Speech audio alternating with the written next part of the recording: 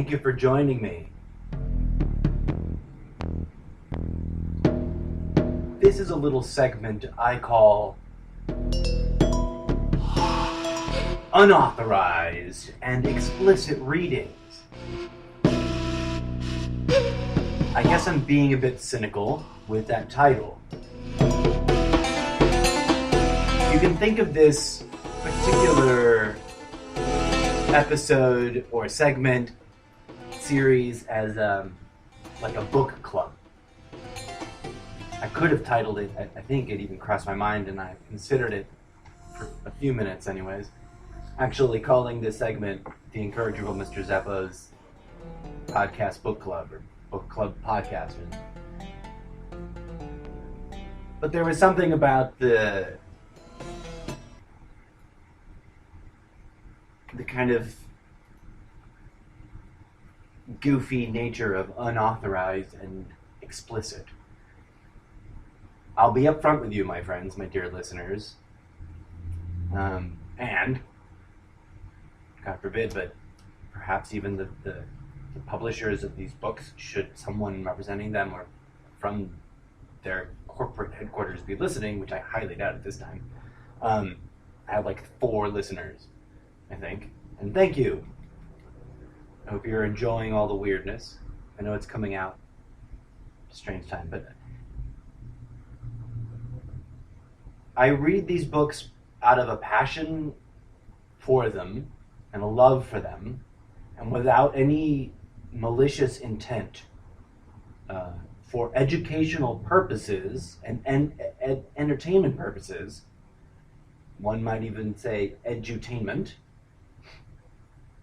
And I do not mean to infringe upon anybody's publishing rights. What I do hope is a sort of balancing act or balancing point, an olive branch out there, is that if my fans listening to my podcast projects come across material in this particular segment, that it inspires them to go and acquire a copy of this book or these books that I'm going to touch on, and read it for themselves in depth, and and pay the correct monetary exchange in thank you and gratitude to the authors, or whoever, the publishers that represent those authors. That's my legal disclaimer. I will respectfully end this segment if I, at some point in the future, God forbid, knock on wood, I'm not trying to invoke it, get a cease and desist order. I respect that, and I don't want to get sued over it. I think the authors, especially these 2 authors, won't mind, or the authors or the entities that represent them might appreciate a little bit of random, boost of interest in these 2 particular titles, because they're beautiful books, really worth reading. For those tuning in, I'm not gonna initially, at least not this season, I don't think, not with this material I have planned, read anything that would fall into the fiction genre. These are books that are sold, regardless of some dissenter's opinion, as, nonfiction, in other words, fact, or based on reality, and most of them, the theme running through it, can generally be categorized as spiritual in nature. A disclaimer that I sprinkle throughout, at risk of sounding repetitive: I'm not here to request or invite or demand by any means that you believe what I'm saying, or believe in me in any way, shape, or form. I think I get a lot of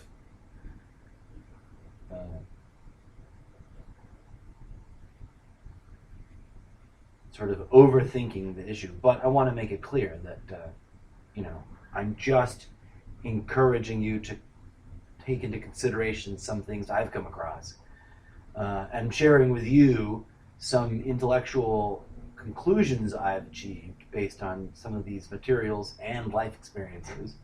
And thus this segment is specifically and materially about several books that not only do I feel fortunate for having discovered and read during my reading life, but that I've gone back to more than once because I feel that they, by design or by accident, contain some deep, powerful, and interesting insights into ourselves as individuals, into our society at large, into our species, perhaps.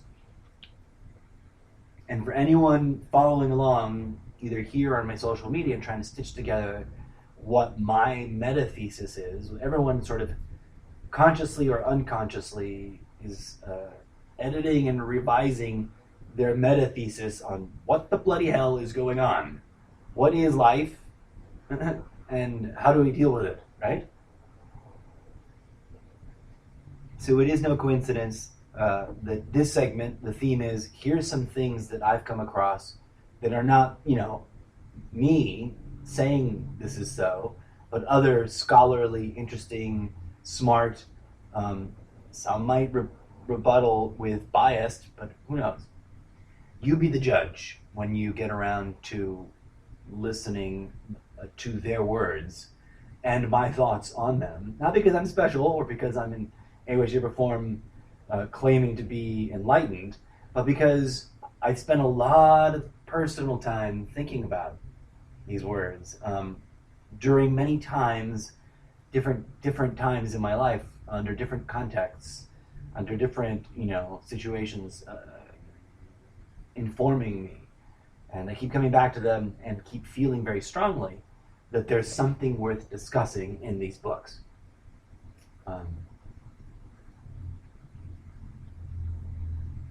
Some may relate to that in the religious sense that's sort of how Bible thumpers, get their start. Anybody who's ever been in a church of any denomination, of any flavor, really, you all go at some point, and I say this from personal experience because I was raised within a very casual community of Catholics in a couple of different California Catholic archdioceses.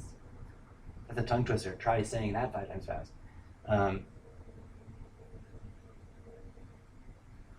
And eventually hit an age where I really wanted to question the doctrine, the dogma, the institution, its practices, its flaws, its secrets, etc.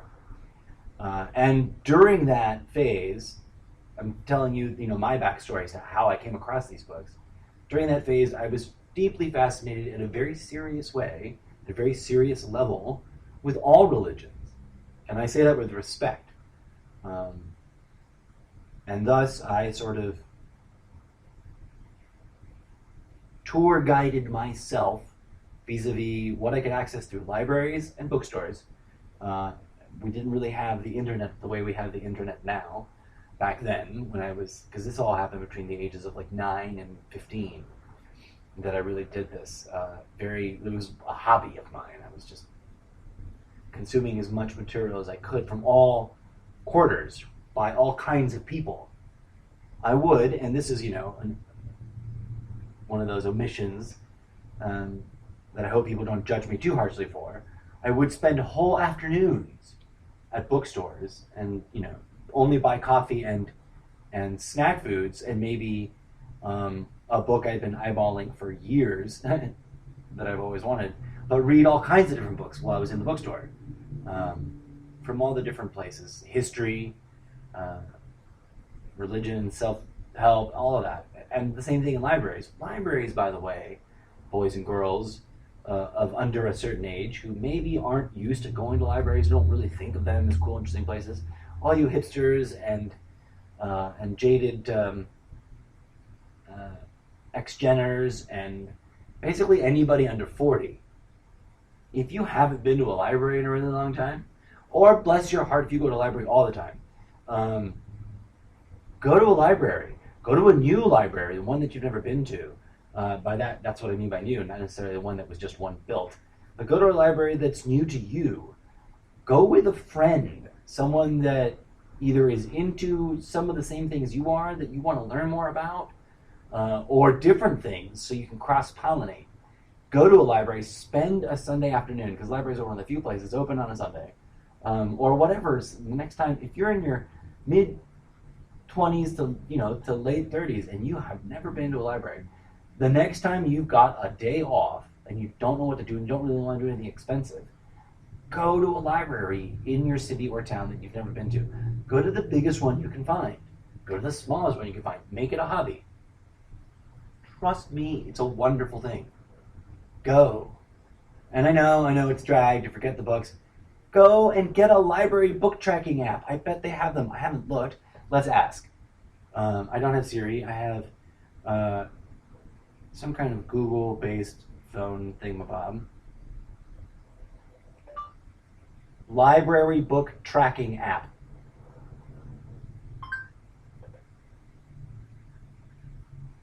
Obviously, there's an ad for Audible books. Go get these books that we're going to talk about on Audible if they have it, and listen to someone else read it. God bless it. They might even have the authors in their own voice reading these books, which would be super cool. But here's there's a bunch of things. Book catalog, My Library, Nook, obviously, OneDrive, My Library, Book Tracker, My Books, Library, Book Scouter to read. There's probably some kind of cool thing. Also, any calendar with tasks and or deadline-y type things that you can book time and reminders and alarms works as a book tracker. For those of you who are worried about all the late book fees, just get motivated. Ride your bike there. Get your friend to pick you up. Take what if it makes sense and it's feasible. Be weird. Even if you have a car, take your local transportation and be different. Be as green about it as possible. If you're really close, walk to a library. I doubt anyone in New York or any comparable city anywhere else is listening to my podcast at this time, but maybe at some point in the future, which is sort of my hope. I imagine myself some sort of podcast weirdo that doesn't get famous until long after way too many hours of recording have been posted on the internet. At any rate, libraries, sorry for my poor diction there. I'm a theater nerd and a theater practitioner, an actor by training, never by trade, never really got paid to act. But theater guy, went to theater school. I usually have pretty okay diction, and I laugh at myself. That's one of those words that not only is it sometimes a bit of a tongue trip or upper, but it's also culturally, because English is a common use language, sort of drifting away from its actual original pronunciation. But I digress. No one is paying me to read these books at you. I'm not authorized by the publishers or that I'm doing it anyways with a humble attitude of, what's that old saying? It's better to apologize later than ask for permission in front.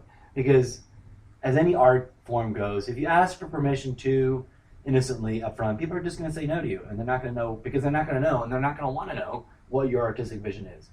And hopefully, since this is still, we haven't, upturned this system yet, it's still a free markety, like, if it makes you money, whatever, kind of economy.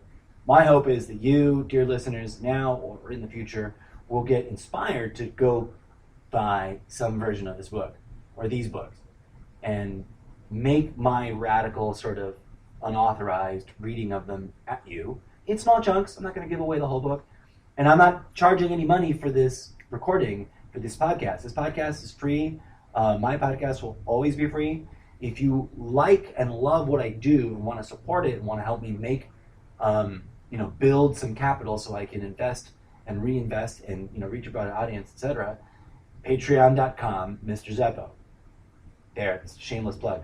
That's how I try to make my money, because every, entertainer / podcaster / crazy hippie new age woo-woo nut job's got to make a little bit of side money on the side hustle. And that's what this is, a little side hustle.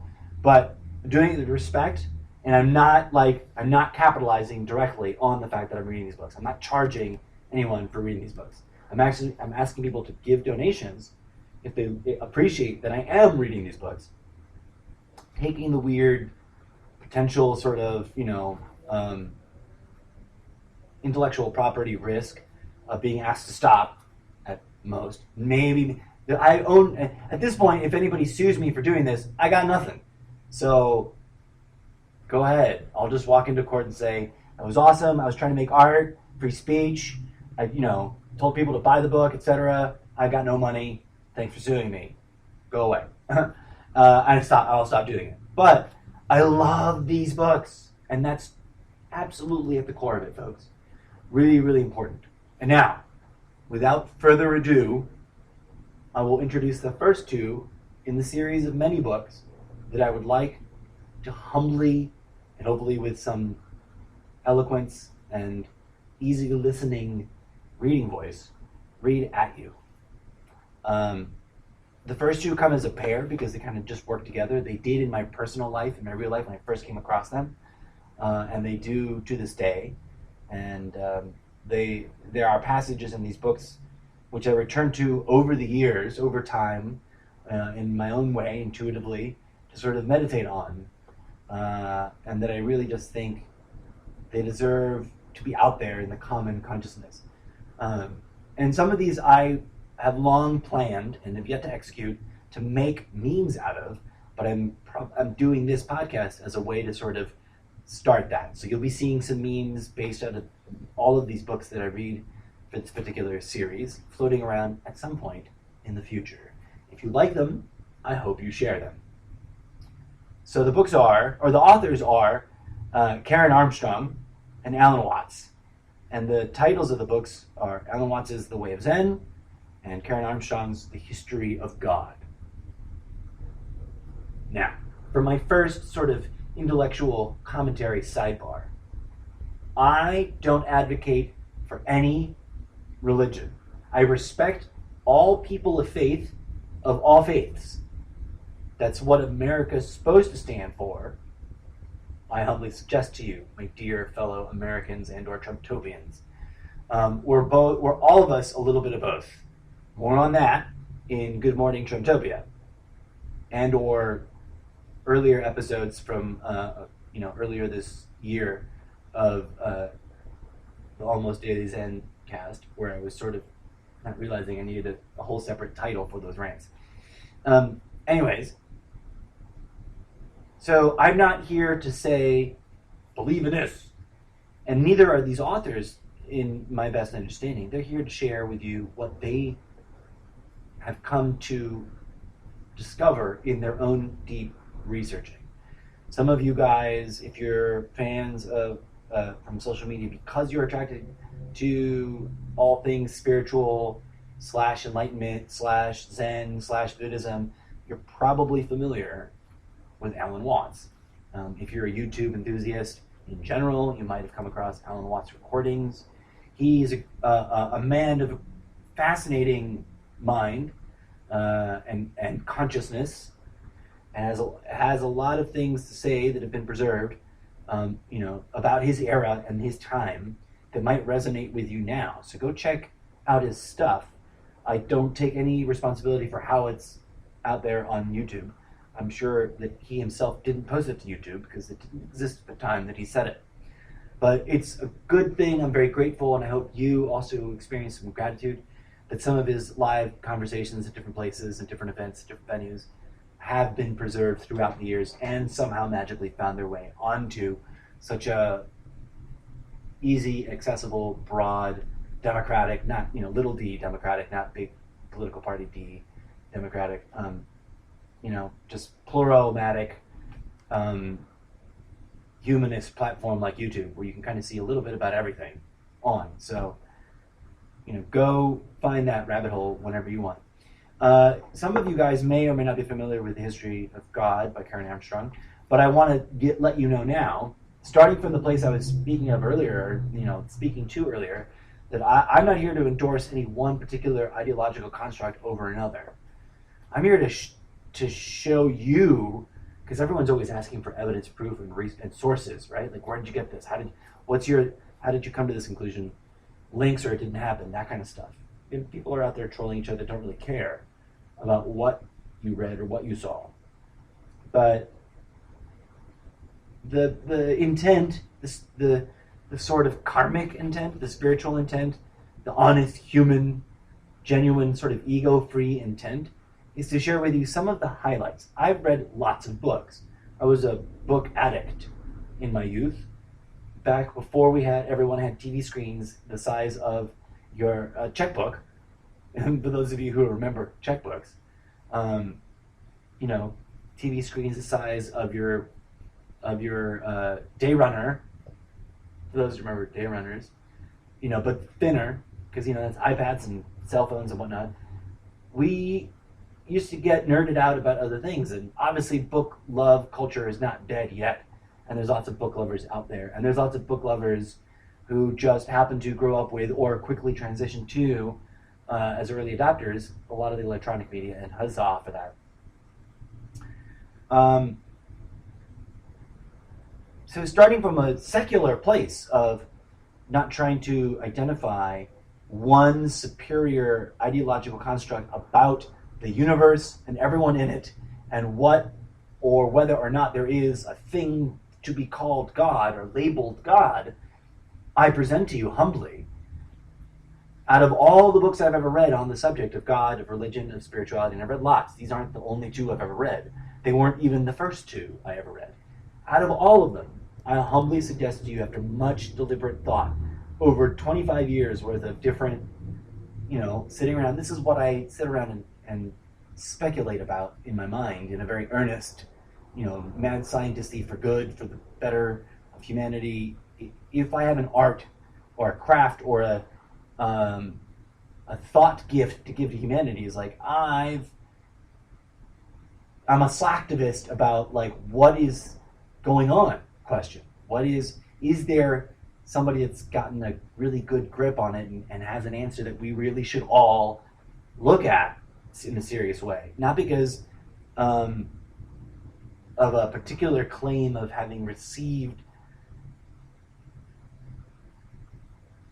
uncorruptible direct personal knowledge from the entity that we commonly refer to as God, but because it's just well presented, well researched, and takes into account the history, the real history, not the dogma that we're being presented from the pulpits, of how the ideas around the phenomena that we commonly call God have been represented throughout time.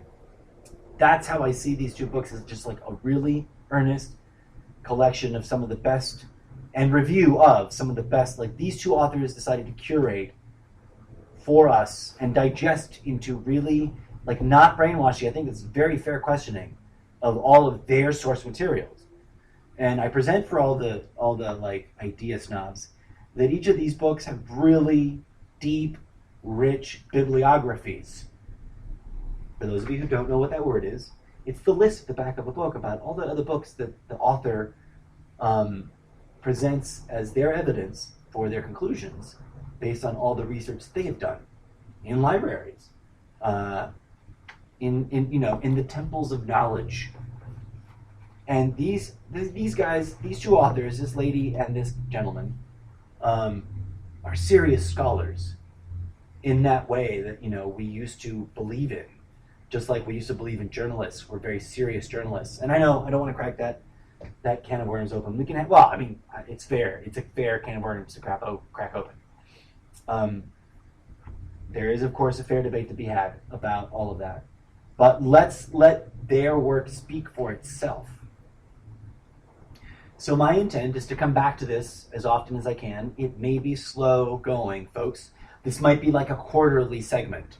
If you remember what it was like to think about things in terms of a school calendar, semester, quarter.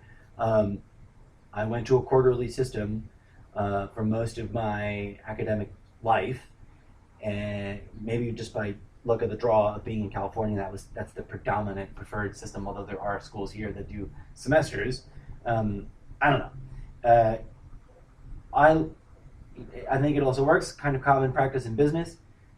This might be a segment that I come back and do 2 episodes once a quarter. Knock on wood. God forbid. I know it takes longer. It's not that it takes time to prepare. I do this sort of all by the seat of my pants anyways, which is sort of the charming part. it's supposed to make you feel, like, wow, this guy is quick-witted and interesting. I want to hear his whole meta-thesis about the world. Not because it's my thesis, guys, because I'm trying to be, an ego-free kind of postmodern person, but because I think that the rich wealth of human history, for anyone that looks at it with an open mind and with as few biases from our youth as possible, just a clear-sighted willingness to try and understand that which has come before us, there are some important things still scattered about in the history of humanity that in our fast-paced, distraction-oriented, sort of ruse-driven hyperculture that we have, we overlook. We overlook and we never get to have time to access them and chew on them and nibble on them and swirl them around in our mouths and decide about whether or not we think these ideas are important. Some of these books, you'll find the theme of these books is that the author themselves, whatever their credentials may or may not be, purposefully chose to sort of do a review or a survey of a particular area of human knowledge. And I'm not saying these guys are, I'm not an ultimatum maker.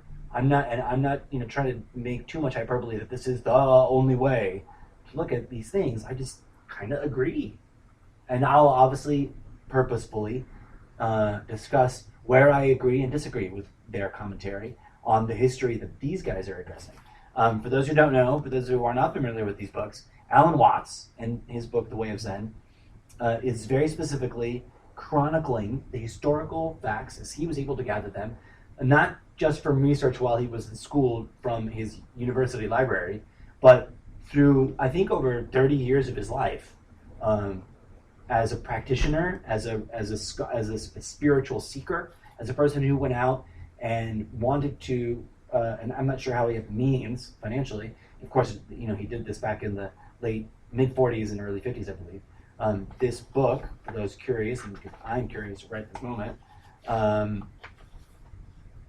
its original copyright is stamped 1957 by Pantheon's Book Incorporated. Please don't sue me. If you're still around, I don't think that they are, but they might be.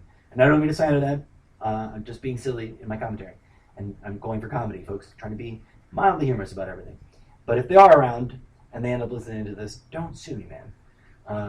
I am for free trying to get you some more eyeballs on this book because I humbly, honestly, genuinely, intellectually, not in an elitist way, but in a, hey, I'm a pretty smart guy kind of way, think this book is important and that more people should read it. And it benefits me nothing to say that in public. And hey, there's free speech in this country, right?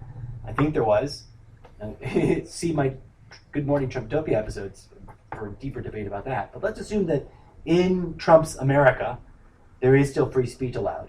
This is something I want to talk about, just the way some people want to talk to you about the Bible. And it's not about belief. It's about enjoying the ride of reading this book and talking about the things that this author explores. And he explores the, from the context and the history of the religions that Buddha was most likely exposed to as the individual that he was, because that was, in theory, a real human person, which can be verified in human history, independent of what Alan Watts has said about him and what other people have said about him. There's catalogs there in Indian history. It says, this guy, Siddhartha Gautama, something I can't pronounce. Not because I'm a racist, but because it tongue-ties me and I haven't practiced it. And then, of course, he goes in great and very efficient detail into how that which Buddha is, attributed, those things that are attributed to Buddha having said, what he thought was important, his revelation to humanity, and how it traveled to different areas around the world throughout its kind of development into how we see and understand them today.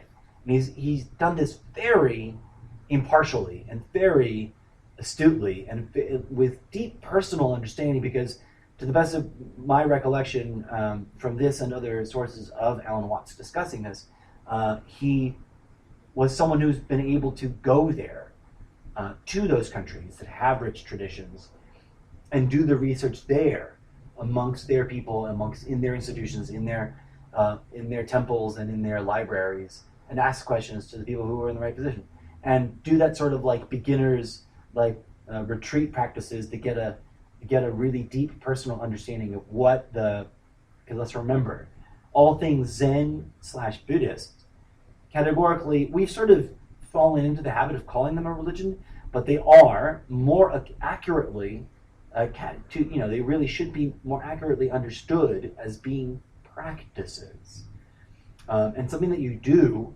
as a result. Like when you practice knitting, you end up knitting a lot of different knit objects, don't you? Or when you practice some form of exercise, you end up developing a physical attributes of yourself, of your body. If you go to the gym and you practice working out, to mark the general term, then you develop your body, right? Well, meditation is a mind, energy, ethereal body practice.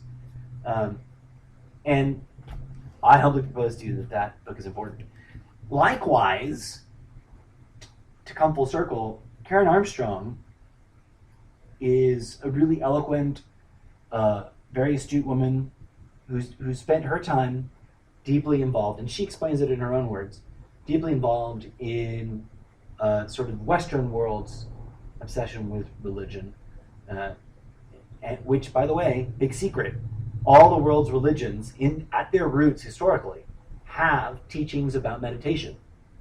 And both these books touch on that fun little fact in different ways, in their own way. So Armstrong was, sort of to give her props for her Judeo-Christian Islamic credentials, she was in fact a nun for many years in her life, and then her passion for history and the history of the understanding and the conveying of the different cultural recordings of God's wisdom from a Judeo-Christian Islamic perspective as a Western. Those are the three things that we consider the Western world, right? Although, I guess, in today's slanted worldview perspective here in Trumptopia, Islam is not supposed to be part of that list. And I think that this book, especially now, my friends, particularly now, in these turbulent times, in these times of conflict, where I've said before, and I'll say it again, all three of the world's, and it's quite funny, isn't it, that I'm talking about these kinds of two books. These are a serious look at the real truths about the world's biggest, belief systems. And in our current times, the world's biggest belief systems are all getting violent and ornery and are pitted against each other. And I humbly propose to you, and I have posted it before, and I'll say it again, and I'll say it again, and I'll say it again. The world's major religions have been hijacked by large entities that can only be described as, corporate war profiteers. We can debate the labels, call it the Illuminati, call it the New World Order, whatever you want. But, and I say this not to be radical, not to be offensive, and certainly not to not just for shock, but rather because I think it's important, whether you're an atheist or a secular Buddhist or a devout believer in Jesus or Muhammad, whomever, whatever team you're on. It's important to know and to see clearly that the organizations behind those cultural institutions that we were raised in are participating in the manufacturing of consent for endless conflict. George Orwell warned us of it, and for those wondering, yes, that book is on that list. Well, it's on the list of things of works of fiction that I'm considering putting on the short list. The short list is so far non-fiction, but Orwell, an Orwellian, sort of thesis is too tempting. But I digress. So Karen, I'll just read the cover because she kind of nails it really great. Her own log line is perfect. The 4,000-year quest of Judaism, Christianity, and Islam. She gives you the facts. Why do I want to read these two books at the world? Because it breaks my heart, my fellow human beings. It breaks my heart to see conflict and violence being conducted in the name of insert your favorite religion here. It makes me want to weep myself into non-existence for shame and for the pain of it and for the sadness of it. And I know I'm not alone in that, and I see so many who are affected, who are angry, who are upset, and who are offended, who are hurt, who just don't want to deal with it, who throw the baby out with the bathwater. There are some great, deep, beautiful truths in the spiritual wisdoms that have been captured throughout human history. And yes, all of them, especially if they got organized and tried to make a big churchy thing out of it, all of them get riddled with sort of organic internal corruption and then get hijacked by the much more organized, efficient, corporate corruption from external players. Evidence for that can be found when you go look into whether or not the Roman Catholic Church owns shares in weapons manufacturers, right? Now, or whether or not, like in America right now, President Trump is trying to, through executive order, arrange for, without actually changing any laws, get the enforcement and compliance parts of government to sort of wink, wink, nudge, nudge. We already sort of don't monitor it very intensely, but sort of ease back off so that it can get radically crazy on the provision that blocks organized religions from endorsing publicly and even privately within their own functions political candidates and making political speech especially as dollar contributions to political candidates directly. Because why? Well, there's big giant megachurches of all kinds, of all flavors, with all kinds of philosophical variations on the themes of the general ideas of Jesus or the general ideas of whatever religion they're trying to. There's a bunch of it, right? And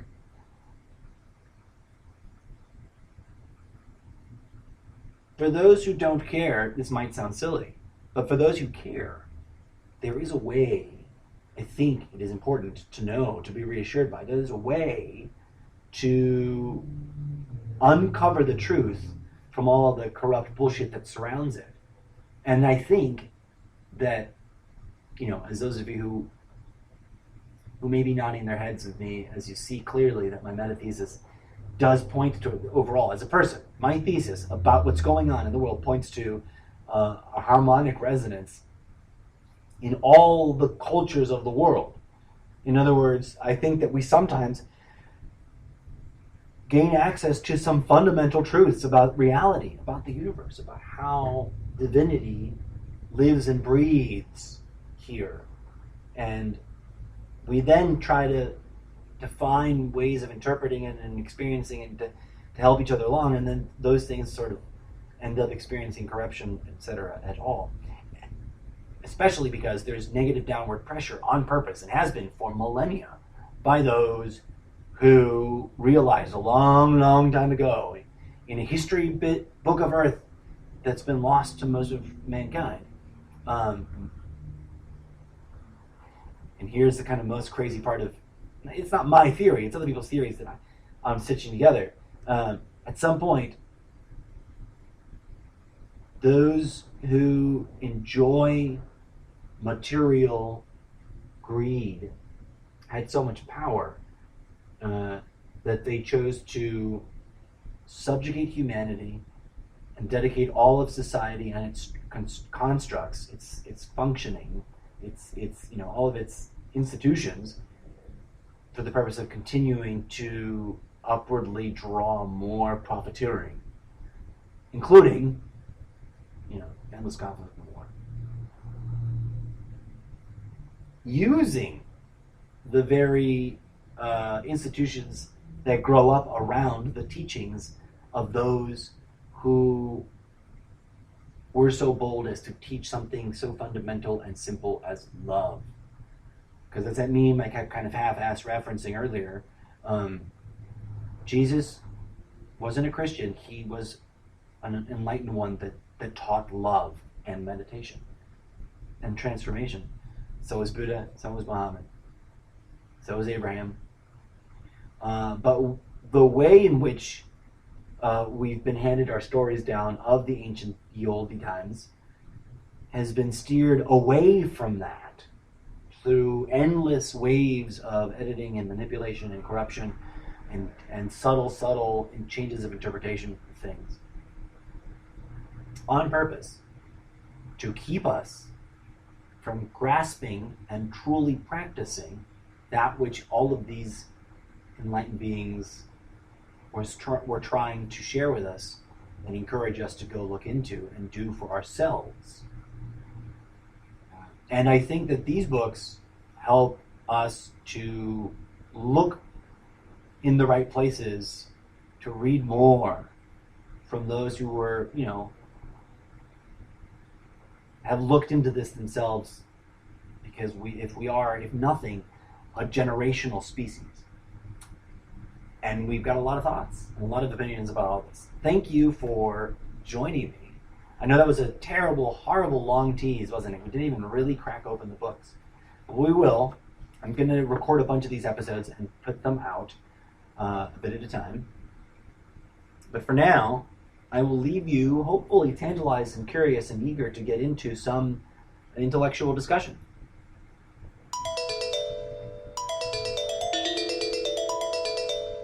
Stay tuned.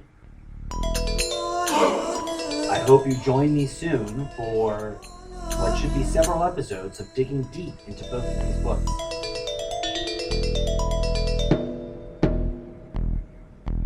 Until next time, may peace, love, and grooviness be with you.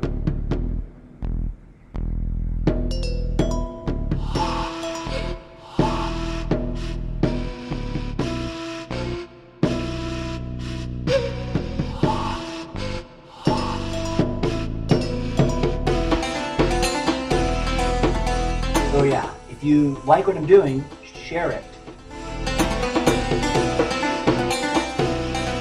If you like what I'm doing and you've got a little bit of disposable income, and you want to help me get a better computer or run a more sophisticated ad campaign on multiple social media platforms to reach a broader audience, you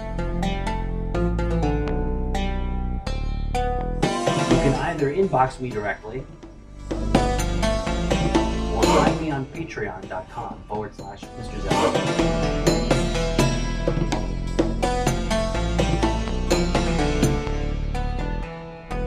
Thanks for listening.